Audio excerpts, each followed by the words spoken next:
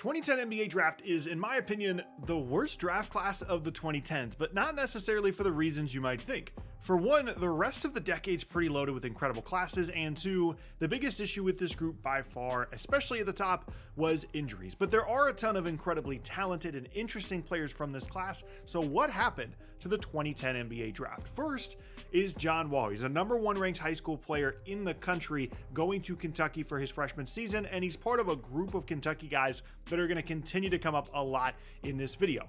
This was back in 2009, which was really the beginning of the one and done era in college basketball in Kentucky, and this Kentucky team specifically was a huge part of that. He's first team All-American and SEC Player of the Year as a freshman at Kentucky, and he enters the 2010 draft as the consensus first overall pick. He's an incredibly athletic, quick lead guard that could get to the rim whenever he wanted, and even though some of his shooting and point guard skills were a question mark, everything else was there for John Wall. He's drafted by the Wizards, and frankly, this is a terrible situation for him and really anyone else. The team was terrible. They were expensive, old, and injured. Guys like Gilbert Arenas were still there, and John Wall was really the only young piece to build around. But he shows up as a rookie and is exactly what most people thought that he would be. His efficiency was bad because he's on a bad team, but he played a ton, he was exciting, and clearly was a building block moving forward for the franchise. He was second in Rookie of the Year voting that year because Blake Griffin, who was the first overall pick from the prior year, won the award instead because he missed his entire rookie season due to injury. From there, things continued to move in a positive direction for Wall. He did have a knee injury in year 3, so he played just 49 games, but the team got better around him,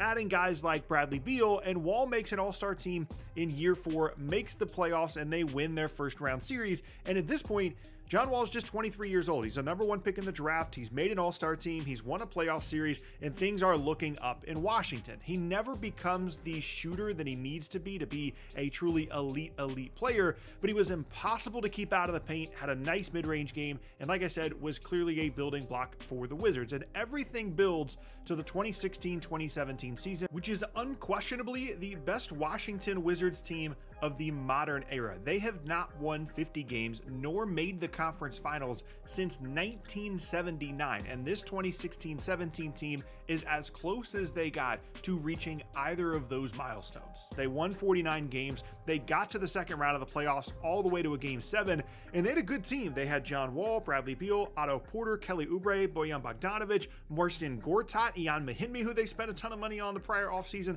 This was a good team, and they get to the conference finals. They play a Celtics team that, frankly, the Wizards are better than. This is an overachieving Celtics team, but guys like Isaiah Thomas and Avery Bradley leading the way. The Wizards were better than them, but they lose in 7 games in the second round, a real chance to get to the conference finals, and the Kelly Olynyk game happens in game 7. He goes 10 for 14, 26 points off the bench, and the Celtics win, and this is the absolute peak of the John Wall Wizards era, and everything goes down from here.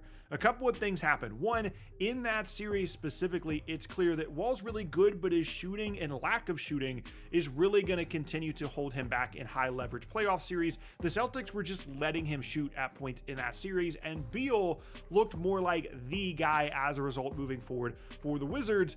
And he makes All-NBA that year, which is good for him, but sets him up to sign a gigantic Supermax contract the following offseason, which he does sign 4 years and $170 million. But from that point on, injuries are the biggest issue for Wall. Some of it's bad luck, some of it's play style, a combination of those things. From that point on, signing the 4-year, $170 million extension in the 2017 offseason, immediately after almost making the conference finals, immediately after making an All-NBA team, Wall played just 73 more games for the Wizards and 147 more total NBA games due to injury. And after playing for the Rockets and then the Clippers, that was the end of what was once such a promising NBA career. Second overall now is Evan Turner. He'd won College Player of the Year in his junior season at Ohio State the year before, declares for the draft, and goes second to the Sixers. He's got a really interesting skill set as this bigger perimeter player that can handle and score and create.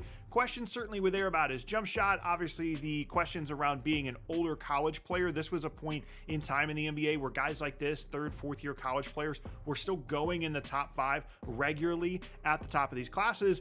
And he goes to a Sixers team that actually is pretty good as a rookie. They go 41-41 after winning just 27 games the year before. They've got Doug Collins as coach, Elton Brand's there, Andre Iguodala, Drew Holiday. This is a solid team.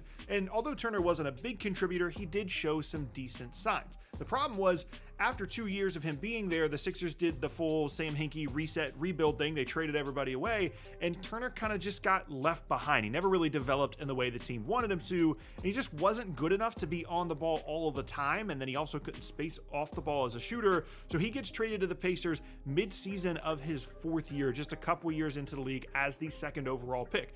Then in the 2014 offseason, he signs with the Celtics as a free agent, and that really completely turns his career around. He's one of the best bench guys in the league for the 2015-16 Celtics. That team just kind of overachieves in general, and Turner was a perfect example of that. His NBA role suddenly became clear as a guy that could handle the ball sometimes, maybe could try to mitigate some of his shooting concerns. It was a really nice piece for Boston.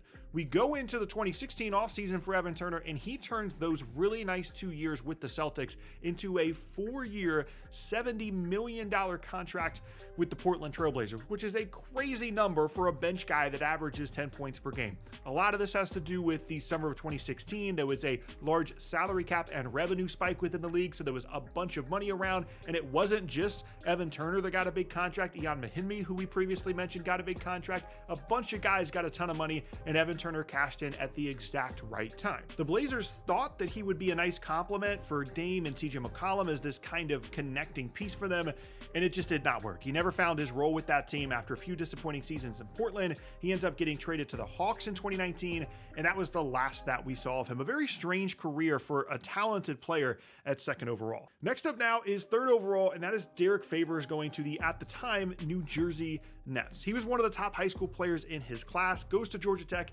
has a good season, and then enters the draft. He was seen as this really crazy fluid athlete with a big body and growing post skills, and he was super young at the time that he declared for the draft. And he might have actually been the highest upside pick in the class outside of the 1st overall pick in John Wall. He goes 3rd to the New Jersey Nets, and he's drafted in April of 2010 by the team, and by February of 2011, less than a year later, he's traded to the Utah Jazz. He played just 56 total games for his first team as a top 3 pick. The Nets were in a really weird spot at the time. They were going to be moving to Brooklyn soon. They had new ownership in place. They wanted to get good quickly, and an opportunity came up for them at that trade deadline to trade for Deron Williams from the Utah Jazz, and Favors was the headliner of the package that was sent back to Utah. He goes to Utah, and Derrick Favors was good. Make no mistake about it.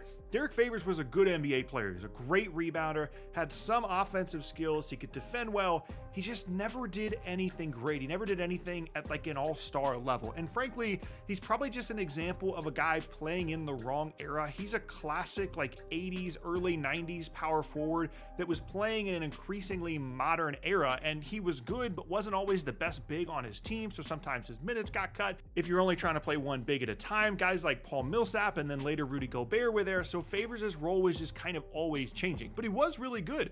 He had a season in Utah where he averaged 16 points and 13 boards, but he just never really hit this crazy high ceiling that made him a top 3 pick in the first place. He bounced around after that to New Orleans and then back to Utah, then to Oklahoma City, where he finished his career in 2022. He played over 800 NBA games between the regular season and postseason, but frankly, as a top 3 pick, was a pretty forgettable player in this class. Speaking of forgettable players, 4th overall now is Wesley Johnson and the Minnesota Timberwolves. He declared for the draft after his junior year at Syracuse, where he was a first-team All-American his final year with the team. Seen as a really solid high-floor scorer with size and length that could fill a role by defending and providing some in-between scoring, but it was pretty clear early on that this was a mistake. Again, another example of a guy that just would not be drafted this highly in the modern NBA just because of one really good season of college production as an older player in college. He played well in college, but he just was not built for the NBA. He wasn't a top-tier athlete, didn't have top-tier size, and wasn't overly skilled. And this, for Minnesota, was the draft immediately following the 2009 draft, where David Kahn famously picks Johnny Flynn and Ricky Rubio over Steph Curry. So in a 2-year stretch, they've got 3 top 10 picks, and they end up with Johnny Flynn, Wes Johnson, and Ricky Rubio, who was actually good prior to injury. Johnson, meanwhile, lasted just 2 years with the Timberwolves, clearly wasn't good, moved on to the Suns, Lakers, Clippers, Pelicans, and Wizards, and he did play 9 seasons and over 600 games, but was completely unremarkable the entire time he was in the league. He was last scene in the NBA in 2019 with Washington, did play a season overseas in Greece in 2020, and most recently was a broadcast analyst for the Pelicans for the 24-25 season. Next up is maybe the Sacramento Kings. This was the definition of a dysfunctional organization at the time, and how his career turned out with the Kings is probably exactly how you'd expect. He shows up and is good, gets better, starts to put up some huge numbers. He makes 2 All-NBA teams. He had a season where he put up 27-12, but the team just never wins. That's not necessarily his fault. If you go back and look at some of those Kings teams, the best guy that he played with at his tenure there was like maybe a good version of Tyreke Evans or Isaiah Thomas, who didn't really even play all that much for Sacramento and found his role with other teams later on. There's a ton of coach turnover, some of which really angered DeMarcus Cousins, like Michael Malone getting let go from Sacramento, but there were still plenty of flaws in Cousins' game himself. He was not very efficient for a guy as big as he was. He would just not pay attention at times defensively, and he just wasn't locked in on actually winning basketball games. It's Sacramento, I can't blame him, but there were still certainly flaws. The team, though, still signs him to this huge contract and then quickly realizes that they probably just are not going to win anything anytime soon with how the rest of the roster is and with Cousins at the center of it, especially as some of these attitude issues continue. So at the trade deadline in 2017, he gets traded to the Pelicans for essentially Buddy Hield and a first-round pick. The Pelicans at the time are trying desperately to keep Anthony Davis happy and in New Orleans, and he leaves like 18 months later to go to the Lakers after this trade, but the Cousins-Davis combo was an attempt to keep him, and he finished the 2017 season with the Pelicans. He was solid, but the next year, this is something that I will always defend. Something was happening in New Orleans with Anthony Davis and DeMarcus Cousins together in the front court. This was a time period in the NBA where everyone was going smaller, everyone wanted more shooting, and the Pelicans went the other way, and they put together 2 of the best bigs in the entire league and put them together in the front court, and things were happening. They were able to guard, their skill sets overlapped enough where one of them could shoot one game and the other could defend. They were able to space the floor well enough in the front court. They both passed the ball well, especially Cousins. Things were happening until January 2018, where Cousins tears his Achilles and his career, he himself, is just never the same. He goes to the Warriors that offseason on a really small contract. Everybody freaks out because the Warriors already had Kevin Durant. People are like, oh my gosh, they're adding DeMarcus Cousins too. This guy averages 27-12. But they were just never getting DeMarcus Cousins the way that he was pre-injury ever again. He's not that good for the Warriors. He gets hurt again, and his career is basically over. He bounces around to the Rockets, the Clippers, the Bucks, the Nuggets, but that injury in 2018 essentially ended his career. He had lots of flaws as a player, but really did just get put in terrible situations, unlucky situations, which is really personified by the injuries that ended his career. Next up is maybe my favorite random pick in this draft that nobody probably is going to care about, and that is Ekpe Udoh at 6th overall to the Golden State Warriors. The reason this is my favorite random pick is because the Warriors actually messed one up. This is a time period in which the Warriors got Steph in 2009, Clay in 2011, and Draymond in 2012, and snuck in between there in 2010 with the highest pick of any of those guys. Steph goes like 9th, Clay goes outside of the top 10, Draymond goes in the 2nd round. Ekpe Udoh, the highest drafted Warrior in those 4 years, is an absolute bust. He does absolutely nothing for them. He was a fine college player after 3 years in college. He was a good athlete, he was a good defender, but just nothing all that remarkable about his game. I still don't understand even now why he went 6th in this draft, apart from the Warriors just needing a big, and there were just other better bigs they could have selected. He played just 96 games in a season and a half with the Warriors and just wasn't a good NBA player. He was traded to the Bucks, played for the Clippers and Jazz, with some time spent playing internationally as well, and he had a really good international career for a few years there, and is currently an assistant coach for the Atlanta Hawks. He played less than 400 NBA games in 7 seasons, and really the legacy of this pick is just the Warriors missing a pick, and imagine what those teams would have looked like if they'd actually picked one of the guys coming up later on in this class, including Greg Monroe, who goes 7th overall to the Detroit Pistons. He's one of the best high school players in his class and spends 2 years at Georgetown and develops a really unique and interesting game. He was a lefty, he could post up, was a really good passer, arguably one of the strongest parts of his game, and he goes 7th overall to the Pistons, and honestly, most people thought that was too low for him. But similar to Favors, who we talked about earlier, Monroe was a good NBA player that just kind of played in the wrong era. He struggled at times to figure out what his role and his position was. He was for sure a power forward in a different era, but played center center a lot out of necessity at times because he couldn't shoot threes. But then after a few years, they added Andre Drummond, who's definitely going to play the 5. Trying to figure out how to get those two guys to play together was very confusing and strange. Josh Smith also was involved after a few years in Detroit. But the bottom line was, like, despite all these things, Greg Monroe was a good NBA player. He's going to give you like 16 and 9 with solid defense, could be a good passer if you wanted him to.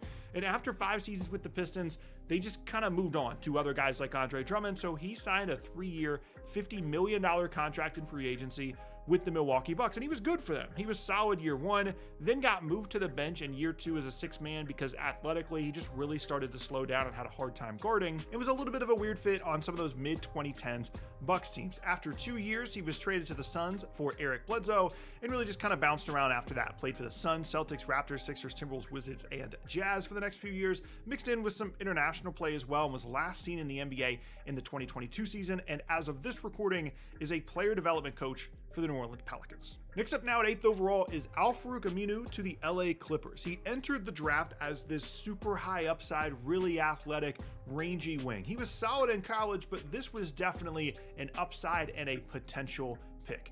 He goes 8th to the Clippers, and things are happening with the Clippers. They've got Blake, who we talked about earlier, Eric Bledsoe's on the team, Eric Gordon, DeAndre Jordan, but unfortunately for Aminu, after a disappointing rookie season, he did not get to stick around in LA. In the 2011 offseason, he was traded to the New Orleans Hornets as part of the Chris Paul trade, and it became pretty clear pretty quickly that he just was not going to reach whatever crazy potential people had in mind for him at the NBA level. He wasn't a good enough scorer or offensive player in general to be a go-to guy, but he did become a solid role player. He was a solid contributor for the Hornets, Mavs, and mostly the Trailblazers, where he had some of the best years of his career and earned a nice new contract. Also played for the Magic and ended his career in 2021 with the Bulls. This pick is mostly important because he was involved in the CP3 trade and because of the 2 wings that went directly after him, including Gordon Hayward at 9th overall to the Utah Jazz. He was one of the most famous college players in the class at the time of the draft, had this incredible career at Butler with Brad Stevens, and as I said, goes 9th overall to Utah. He was seen as this like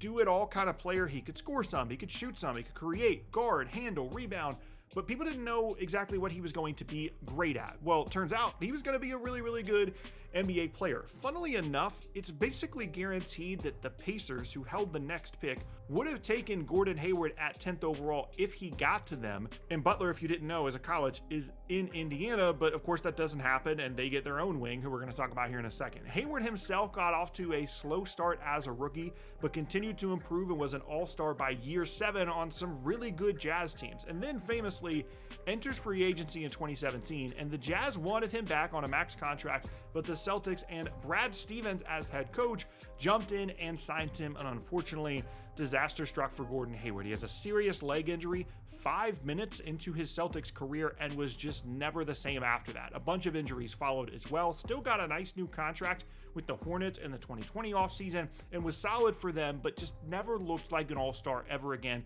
and was always hurt, and was last seen in the NBA with Oklahoma City in 2024, which was a really disappointing way for the second half of his career to go, given how well he developed in the beginning. 10th overall now is a guy that, in my opinion, if you're doing a redraft of this class, would go 1st overall, and that is Paul George, who in this scenario goes to the Indiana Pacers. A very interesting prospect at the time of the draft. He was a 3-star prospect out of high school and then spent 2 years at Fresno State, but showed some really great flashes of athleticism and skill, but also just kind of was coasting out there sometimes. He was a strange prospect, bit of a late riser in the draft process, and ends up going 10th overall to Indiana. He was solid in the beginning of his career, and after his first 2 seasons, it was clear that the Pacers had hit on something with this pick. He was great on defense, looked like maybe a future all-star, and then continued to take steps forward. 4 years into his career at 23 years old, Paul George had established himself as a franchise cornerstone for a team that was making deep playoff runs, and had established himself as one of the best two-way players in the entire league. But then that offseason in 2014, he suffered a severe leg injury while playing for Team USA, and then played just 6 games towards the end of his 5th season. And he came back, but wasn't quite on the same track as he was previously. And then the rumors started. Paul George is a California guy. He wanted to play close to home, and he did play 2 more years after the injury with the Pacers, got back to being a borderline All-NBA caliber guy, and then tells them in the summer of 2017, I am leaving. Go ahead and get something for me. Trade me away so you can get something back, because I am leaving in free agency. I am not returning to Indiana when his contract expired in a year. So they trade him to Oklahoma City after a bunch of rumors that a team like the Lakers was going to end up getting him in free agency or potentially trade for him. The Thunder come out of nowhere, offered Domantas Sabonis and Victor Oladipo for Indiana, a trade that sets up a finals run for them in 2025, and a massive risk for the Thunder at the time because George still could just leave the following year in free agency. He doesn't in year one in Oklahoma City. He's good, but still trying to figure out how to play alongside Russ, but is convinced to return on a new contract extension in Oklahoma City, which was huge for them and sets up everything that happens for them, including a title in 2025, happens because Paul George re-signs with them after their first year. And year two in Oklahoma City is the best year of Paul George's career by a significant margin. He finishes third in MVP voting, plays great defense, averages 28 points per game, plays over 70 games, and even though in those 2 years the Thunder didn't have playoff success, it still was an absolute win to be able to get George for what they did. But lingering over all of this, unfortunately for George, was injuries. He did play 79 and 77 games for Oklahoma City, but then after that, after his second year with the Thunder, he had multiple surgeries to correct multiple injuries, and then the Clippers thing happened. Kawhi wants to go to the Clippers in the 2019 offseason, and he wants Paul George to join him. So the Clippers give up everything. They trade SGA, they trade a ton of picks and swaps, and they add Paul George. And you're thinking, Kawhi, Paul George, these two guys together, it's going to be great.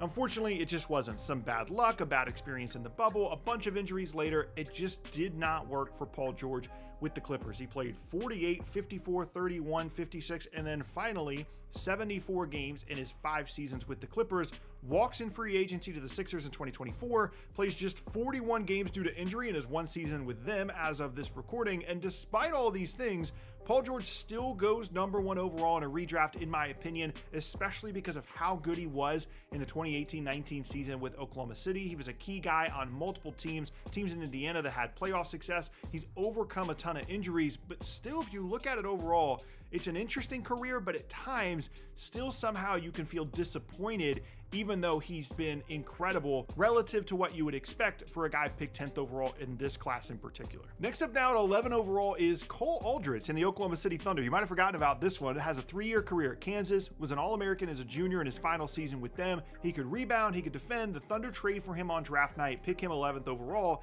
And this is the 2010-2011 Thunder, by the way. They have Harden, they have Russ, they have KD, and they need a big. And later on, they add guys like Kendrick Perkins and Steven Adams. And Aldrich is just another example of a guy that they tried to add to fix their center problem, and he just was not a good NBA player. He played 44 games for the Thunder in 2 years, went to the Rockets as part of the Harden trade after just 2 years with the team, then bounced around to the Knicks, Clippers, Timberwolves, and actually had some okay seasons. 339 total NBA games, but just kind of a tough look for the 11th pick in this draft. And speaking of Kansas guys that didn't turn out well in this class, 12th overall is Xavier Henry, who ends up on the Memphis Grizzlies. He's a 5-star recruit out of high school, spends 1 year at Kansas, has a good but not great season. He's supposed to be this athletic, scoring 2 guard. The Grizzlies take him at 12, and he does basically nothing. And it sucks because just like with OKC and Cole Aldrich, the Grizzlies were good at this time period. They had Conley, Gasol, Randolph. They needed a perimeter scorer. They needed what the theoretical version of Xavier Henry was supposed to be, and it just never happened. He played 38 games with the team total as a rookie, gets traded to the Pelicans after that season, then ends up on the Lakers and is out of the league after 5 seasons and just 185 games. 13th overall now is Ed Davis in the Toronto Raptors. Another 5-star guy out of high school, great athlete, great rim protector and rebounder for UNC, has a good freshman season with them, and a lot of people thought that he would be a very high pick if he left and declared for the 2009 draft, but decided to return for a second season, was still good, but had some injury stuff, declares for the draft in 2010, and falls to 13th to Toronto. And Ed Davis was a really good NBA player for a lot of teams. High energy rebounder, defender, lob threat, played 2.5 seasons with Toronto, has some solid seasons in Memphis and the Lakers and the Blazers and the Nets, ends his career on the Jazz, Timberwolves, and Cavs, over 750 total NBA games, and a solid career for Ed Davis. Next up now, 14th overall, is another guy that's just kind of a favorite of mine from this class, and that's Patrick Patterson at 14th overall, going to the Houston Rockets. Another Kentucky guy, but this is not a one and done guy. This is the vet of that group. He was highly ranked out of high school in 2007, but stayed at Kentucky for multiple years, even after coaching changes, because Coach Cal comes in, like I talked about earlier, brings in John Wall, DeMarcus Cousins, but he stayed, and I really liked his game. Improved as a three-point shooter, could make mid-range jumpers, kind of that early 2000s power forward role of like a Brandon Bass or a David West, who's going to take a lot of 14-footers, expanded his range to the three-point line at the NBA level, and after 3 seasons at Kentucky, goes 14th overall and was a solid bench scoring big for multiple teams. He could never really guard well enough or shoot well enough to be a starter, but a good player. Plays for the Rockets, Kings, Raptors, ended on the Thunder and the Clippers, and was last seen in 2021. Next up at 15th overall is a guy that I know a lot of you remember but probably forgot about, and that is Larry Sanders and the Milwaukee Bucks. He spent 3 years at VCU in college as this hyper-athletic, shot-blocking, and lob-threat big, enters the 2010 draft, goes 15 to the Bucks, and it took him a little bit of time to get going, also had some suspension and some injury issues, but by year 3, he was a real piece for the Milwaukee Bucks, especially on defense. He was never that much of an offensive threat, but he did get some Defensive Player of the Year votes in year 3 in his career. Problem was that was the peak of the Larry Sanders experience. Injuries and other issues caused a short career and 5 seasons with the Bucks, then just 5 games with the Cavs in the 2016-17 season, and that was it for Larry Sanders in the NBA. Skip ahead a little bit now, 18th overall, Eric Bledsoe and the LA Clippers. Again, a Kentucky guy, a 5-star guy, solid season as a freshman at Kentucky, but was overshadowed by guys like John Wall and DeMarcus Cousins. The Clippers trade for him on draft night at the 18th overall pick, and he has 3 good seasons with the Clippers, but it was clear he was good enough to start, but just couldn't because Chris Paul was there with the Clippers, so he gets traded to the Suns after 3 years, and his stats improve a ton. He's a really consistent driver and outstanding perimeter defender for years for both the Suns and the Bucks, made 2 all-defense teams with the Bucks, and was just a really good player. Had some flaws in his game that caused him to be traded from Milwaukee to the Pelicans in 2020 as part of the Drew Holiday trade, spends a year with the Pelicans, then a year with the Clippers, and that was it. A really great 12-year career, over 800 games played, no all-star teams, but still, Eric Bledsoe was good, especially for the 18th pick in a draft. Went to the Chinese Basketball Association in 2022, and as of this recording, spent the 24-25 season with them. 19th now is Avery Bradley in the Boston Celtics. ESPN actually had Avery Bradley as the #1 guy in the 2009 high school class, spent a season at Texas, averaged just 11.6 points per game, but was really great defensively. Declares for the draft, goes 19th to the Celtics because there were offensive concerns for him, there were size concerns for him, and when he got there, the Celtics were still one of the best teams in the league, so he didn't really play all that much. The team got worse over the following few seasons by trading away guys like Paul Pierce and Kevin Garnett, and Bradley turned into a really solid player. He peaked with those Brad Stevens teams I briefly mentioned earlier, especially in the 2016-17 season. He improved as a shooter enough to be an actual offensive threat and was an outstanding defender, which was perfect because he was playing alongside Isaiah Thomas, who couldn't guard anybody,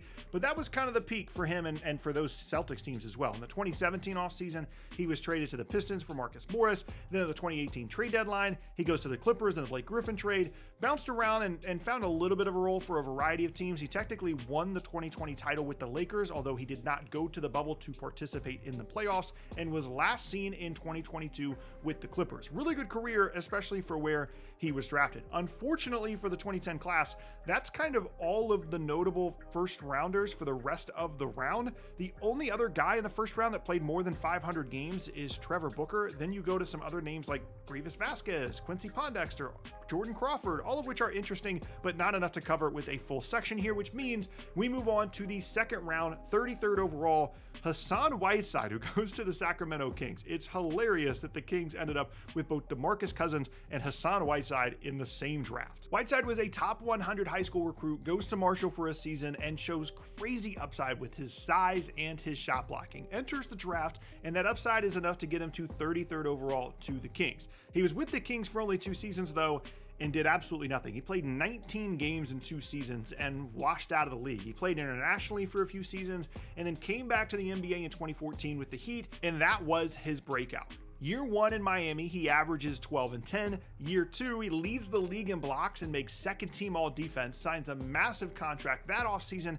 And in year 3, he averages 17 and 14 and leads the league in rebounding. This is a guy that, like I said, in 2 seasons in Sacramento, played 19 total NBA games. After that, though, things fall apart a bit for Hassan Whiteside. He gets this reputation as a guy that chases blocks and doesn't actually defend and just wants to block shots, which can lead to a ton of offensive rebounding opportunities. Isn't exactly winning basketball, and the Heat just got kind of sick of him. The contract quickly became an issue, and he still puts up good numbers in the following few seasons. He gets traded to the Blazers in 2019, then the Kings, Jazz, and international play, and was last seen playing internationally. But a weird career for a guy that actually had some crazy statistical seasons with Miami. 35 now, I want to briefly mention Nemanja Bjelica. I'm sure I'm mispronouncing his name, but I always did, even when he was still in the league. He was a good shooter, didn't actually show up to the league until the 2015-16 season as a 27-year-old, despite being the 35th pick in this draft. He was a good player, especially for the Kings in the 2019-20 season.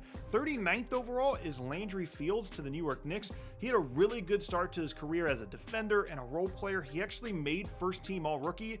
The problem was that was his best season in the league. He left for the Raptors in free agency in 2012, but played just 5 total seasons and 255 total NBA games due to injury issues. Last played in the NBA in 2015, and then was actually the GM of the Atlanta Hawks as recently as April 2025, but was let go from that position.